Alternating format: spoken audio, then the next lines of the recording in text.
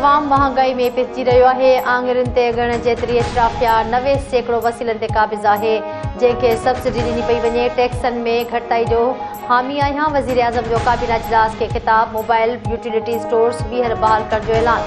चयाईं टैक्स चोरनि ऐं टैक्स चोरी में मुलविस माण्हुनि खे बख़्श न कयो वञे। टैक्स ज़रिए 100 अरब गॾु कयो वेंदो आहे त 300 अरब रुपया ग़ाइब कया वेंदा आहिनि। सरकारी इदारनि में कारनि रिढनि जी निशानदेही करे केफ़र किरदार ताईं पहुचायो वेंदो। बेनज़ीर इनकम सपोर्ट प्रोग्राम ज़रिए अरबें रुपया ॾेई रहिया आहियूं। सूबनि सां गॾिजी आम वाहिपे जे शयुनि जे अघनि ते ज़ाब्तो आणींदासीं। बिजली ऐं गैस जो गर्दिशी कर्ज़ 5000 अरब रुपया थी चुको आहे।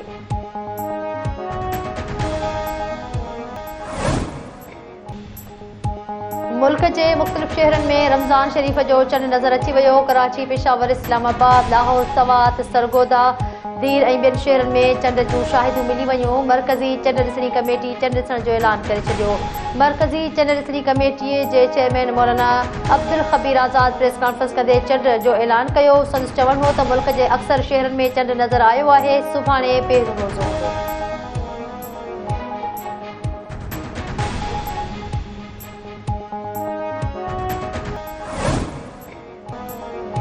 मुल्क जे नए चूंडियल सदर आसिफ अली ज़रदारी खे गार्ड ऑफ ऑनर पेश। तक़रीब में बिलावल भुट्टो ज़रदारी, बख्तावर भुट्टो ज़रदारी, आसफा भुट्टो ज़रदारी ऐं फरियाल टालपुर समेत मुख़्तलिफ़ मुल्क जे सफ़ीरनि जी शिरकत। ऐवान सदर में गार्ड ऑफ ऑनर जी तक़रीब मुनक़िद कई वई। पाक फ़ौज जे दस्ते सदर आसिफ अली ज़रदारी खे गार्ड ऑफ ऑनर पेश कयो। आसिफ अली ज़रदारी मुख़्तलिफ़ मुल्क जे सफ़ीरनि ऐं ऐवान सदर जे अमले सां हथ मिलायो।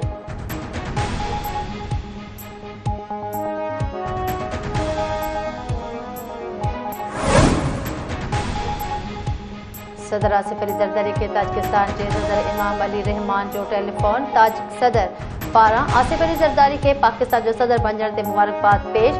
ॿिन्ही सदरनि जो ॿितरफ़ा सहकार वधीक मज़बूत बणाइण जे ख़्वाहिश जो वर्जाउ। आसिफ अली ज़रदारी जो चवणु हो त पाकिस्तान ताजिकिस्तान सां सुठनि लाॻापनि खे ख़ासि अहमियत ॾिए थो।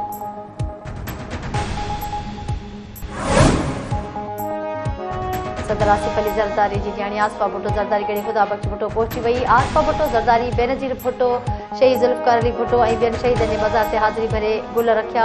आसफा भुट्टो ज़रदारी जी गॾी ख़ुदा बख़्श भुट्टो आमद। अॻु सिक्योरिटी जा इंतज़ाम सख़्त, मज़ार खे आम माण्हुनि खां ख़ाली करायो वियो। सदर आसिफ अली ज़रदारी पारां पंहिंजी धीउ आसफा खे ख़ातून अव्वल बणाइण जो फ़ैसिलो। आसफा भुट्टो ज़रदारी खे ख़ातून अव्वल जो दर्जो ॾिनो वेंदो। पीपल्स पार्टी जे तर्जुमान मूजिब आसफा भुट्टो ज़रदारी खे ख़ातून अव्वल जो प्रोटोकॉल ॾिनो वेंदो। 3 फरवरी 1996 ते जनम वठंदड़ आसफा भुट्टो ज़रदारी मुल्क जी सभ खां वॾी जमात जे सियासी घराणे जो हिसो आहे। आसफा भुट्टो ज़रदारी अॻूणे वज़ीर आज़म बेनज़ीर भुट्टो शहीद ऐं पाकिस्तान जे सदर आसिफ अली ज़रदारी जी नंढी धीउ आहे।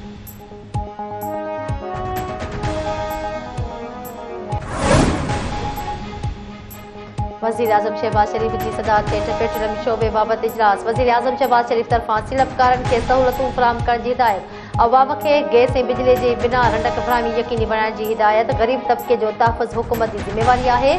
वज़ीर आज़म शहबाज शरीफ़ जो ख़िताब चवे थो ख़ानगी शोबे खे सहूलतूं फ़राहम करण हुकूमत जी ज़िम्मेवारी आहे।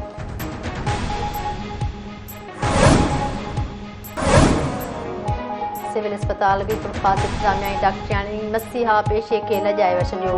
गाइनी अंदरि मौजूदु डॉक्टरियाणी पारां ग़रीब औरत जो वियम करण खां इनकार। औरत सिविल अस्पताल जे अहाते में खुलियल मैदान में ॿार खे जनम ॾेई छॾियो। औरत जे वारसनि जो चवणु आहे त गाइनी में वियम कराइण लाइ औरत खे आंदो त डॉक्टरियाणी वियम में देरि जो चई ॿाहिरि कढी छॾियो। मौजूदु ड्यूटी लेडी डॉक्टर नुसरत पंहिंजो मौक़िफ़ ॾियण खां इनकार करे छॾियो। खैरपुर में शहरी अज़ीज़ुल्लाह ख़ास किले खां 7 लाख रुपया फुर कंदड़ 3 जाबदार गिरफ़्तार। जाबदारनि जी गिरफ़्तारी लाइ सब इंस्पेक्टर असद मरीज़ जी अॻुवाणीअ में टीम जोड़े मुख़्तलिफ़ हंधनि ते छापा हणी 3 जाबदारनि निसार महर, हसीब डोंगर ऐं राहिल मंगणहार खे गिरफ़्तार कयो आहे। ASP हसनैन वारिस, CIA इंचार्ज में इमदाद टालपुर ऐं सब इंस्पेक्टर असद मरीज़ जी प्रेस कॉन्फ्रेंस में चवणु हो त गिरफ़्तार जाबदारनि पुछा गाछा दौरान ॾोह जो एतराफ़ कयो आहे। फुर कयल रक़म बि हथ कई आहे। केटी बंदर में हजामरू क्रीक भरिसां समुंड में ॿुॾी फोत थियल 4 मोहाणनि जी जनाज़े निमाज़ इब्राहिम हैदरी में अदा। 10 मोहाणनि जो पतो न पियो। संदनि लाशनि जी ॻोल्हा जारी। हथायल 4 मोहाणनि जा लाश मरीज़ जे इलाइक़े इब्राहिम हैदरी आंदा विया। जनाज़े निमाज़ बाद तदफ़ीन कई वई। 5 मार्च ते हजामड़ो क्रीक भरसां इब्राहिम हैदरी वासी माही गिरनि जी ॿेड़ी ॿुॾी वई हुई।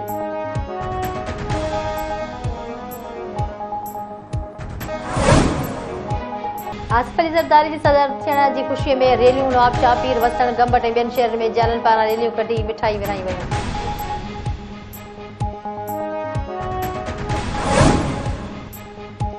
दौड़ वेझो 60 मील वारे इलाइक़े में कारे इल्ज़ाम हेठि नारी क़त्ल, हिकु ॼणो ज़ख़्मी। 60 मील थाणे जी हद जे 105 में कारे इल्ज़ाम में 20 वरहनि जी रेशमा क़त्ल जाबदार ग़ुलाम मुस्तफ़ा मरी खे ज़ख़्मी करे छॾियो। लाश ऐं ज़ख़्मी अस्पताल मुंतक़िल। गाजी ख्वावर भरसां ॻोठ रहमू खोसो में ज़्यादती ऐं तशद्दुद बाद क़त्ल थियल 5 वरहनि जी ॿारड़ी शबीरा खोसो जी जनाज़े नमाज़ अदा कई वई। SSP कंबर समेत इलाइक़े जे सवे माण्हुनि जी शिरकत। मासूम ॿारड़ी जो जनाज़ो खॼण वक़्तु हर अखि हाली गुज़िरियल ॾींहुं कणिक जे फ़सुल मां ॿारड़ी जो लाश हथायो हो।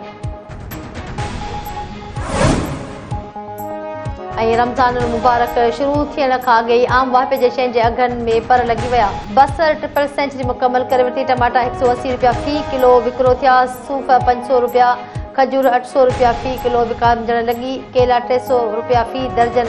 कुकड़ जो गोश्त 700 रुपया, ॿाकरो 2500 रुपया, वॾो गोश्त 1800 रुपया किलो विकामण लॻो।